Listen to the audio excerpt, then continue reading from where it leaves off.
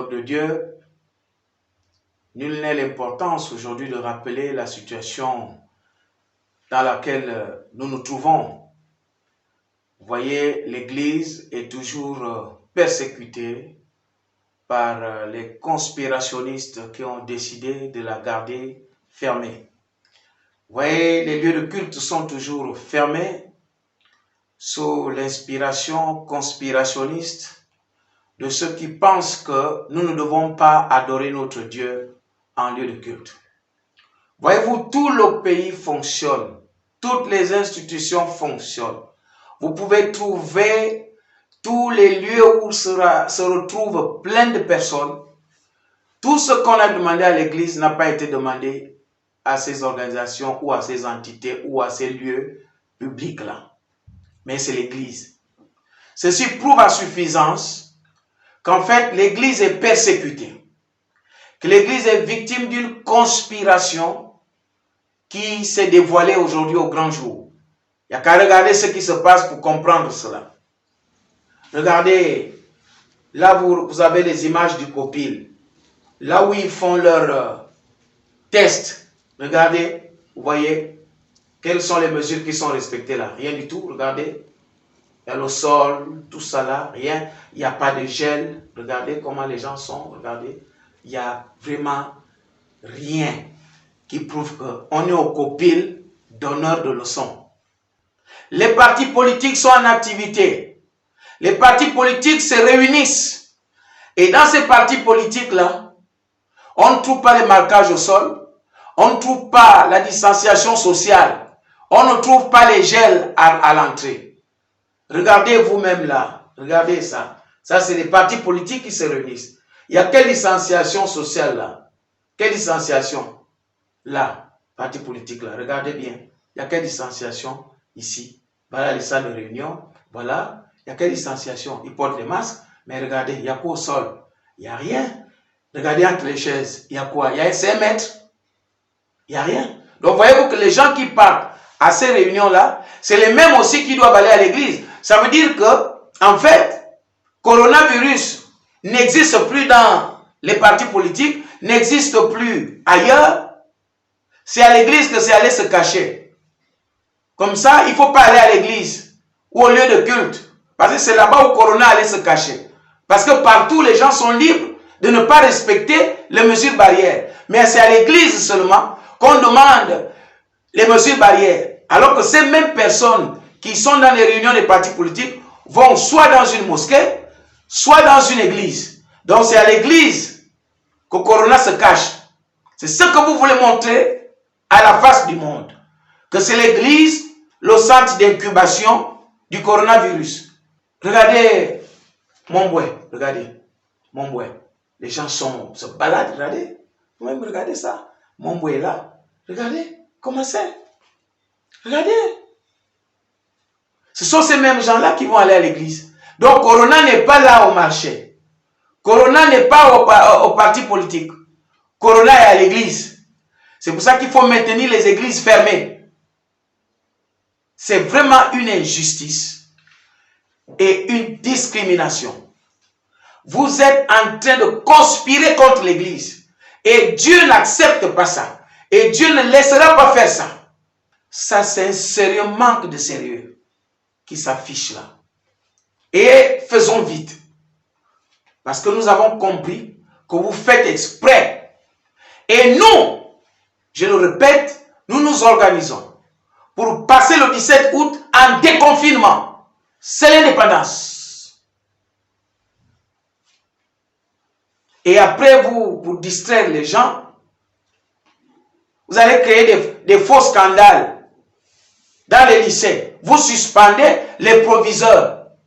N'importe quoi. Parce que vous savez que parmi les proviseurs, il y a certains qui sont ministrables. Et c'est pour ça que vous faites les combinats de l'éducation nationale. Car voyez-vous, nous sommes dans une situation qui ressemble à celle qui est racontée dans la Bible.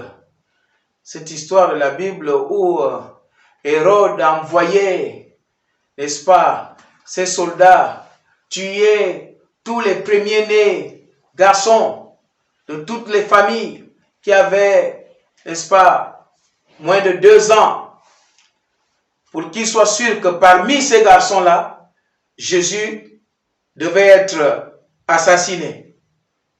Et c'est la même chose. Ce n'est pas tous les proviseurs que vous aviez besoin de suspendre. Mais c'est parce que parmi eux, il y en a qui vous font de l'ombre. Il y en a qui sont ministrables. Il y en a qui connaissent vos secrets.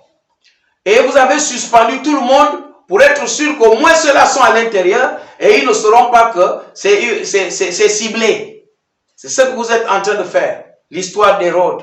Colossiens chapitre 3 verset 25 dit, car celui qui agit injustement, écoute bien cela, celui qui agit injustement recevra selon son injustice. Où est le lien entre le bac et suspendre les proviseurs? Vous-même, quand vous avez fait le bac, vous avez fait le bac avec quel bulletin? Il faut d'abord expliquer aux gens, est-ce que le bac de cette année se fait sur table ou sur présentation des bulletins? Si les gens font le bac sur table, à quoi servent les bulletins? À quoi servent les bulletins? Même un élève de 5e peut aller faire le bac. S'il échoue, le bac lui-même va lui dire que tu n'as pas de niveau. Mais sur quelle base vous tenez, vous excluez les gens, vous suspendez les proviseurs? Ce sont les proviseurs qui vous empêchent de construire les salles de classe. Vous êtes incapable de construire les salles de classe. Le problème de l'éducation nationale n'est pas dans ce que vous faites là. Créez des structures adéquates. Traitez bien les enseignants. C'est tout. Vous nous traumatisez les enfants. Aujourd'hui, nos enfants ne savent même plus ce qu'ils doivent faire. Il y en a qui disent qu'ils ne vont plus partir à l'école. Les parents d'élèves, nous sommes déboussolés. Comme le ministère de l'Éducation lui-même est un ministère en perte de vitesse et déboussolé. Les parents d'élèves aussi le sont déjà. Et parce que simplement vous voulez mettre vos gens. Comme ça, on va mettre les programmes pour enseigner aux enfants les avantages et les inconvénients de l'homosexualité. Et vous enlevez ceux qui ne peuvent pas le faire pour vous. Vous-même, vous êtes des personnalités qui envoient souvent les listes chez les proviseurs, là, sans les bulletins. Vous envoyez souvent les lettres de recommandation. Quel est le proviseur qui peut refuser de prendre l'enfant de quelqu'un, d'un secrétaire général, d'un homme politique qui envoie des lettres de recommandation? Les proviseurs ont ces lettres de recommandation-là que vous envoyez. Maintenant, pour trouver un bouc émissaire, vous avez suspendu les proviseurs. Si les proviseurs-là pouvaient parler, beaucoup de choses devaient sortir. Les proviseurs-là ont vos secrets.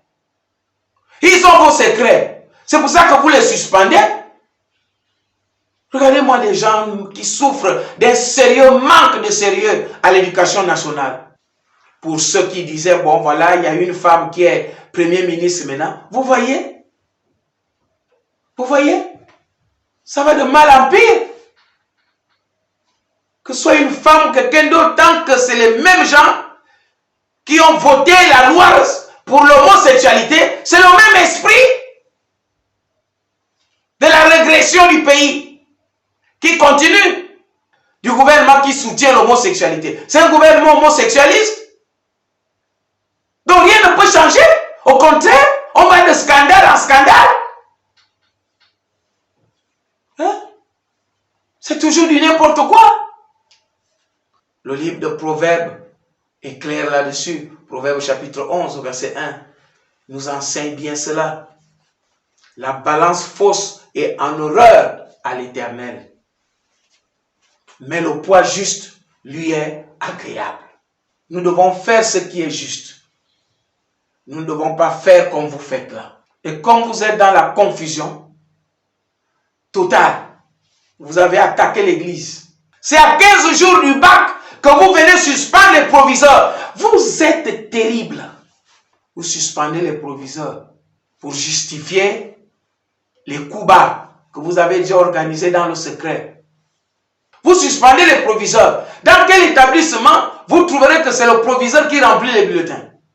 Vous ne connaissez même pas tout ça. Parce que vous aussi, vous êtes des parachutés. Vous êtes des parachutés. Parce que s'il y avait des vrais techniciens de l'éducation nationale, ils ne devaient pas suspendre les proviseurs pour des futilités pareilles. Vous êtes des futilitaristes.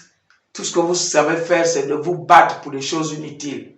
Il y a des quartiers à Libreville où on a l'eau qu'une fois par semaine. Comme à Mindoubé là-bas. Arrêtez de nous distraire. Arrêtez de nous distraire avec des faux scandales. Apportez-nous des projets sérieux, on veut les voir.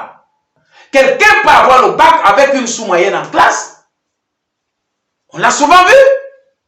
Quelqu'un peut gagner son bac avec une sous-moyenne en classe, dont le bulletin n'est pas un critère du bac. Je suis désolé. Le bulletin ne justifie pas le niveau du bac, puisqu'il y a des candidats libres qui réussissent au bac. Si c'est ça la réforme de l'éducation nationale, je suis désolé, c'est une réforme moribonde.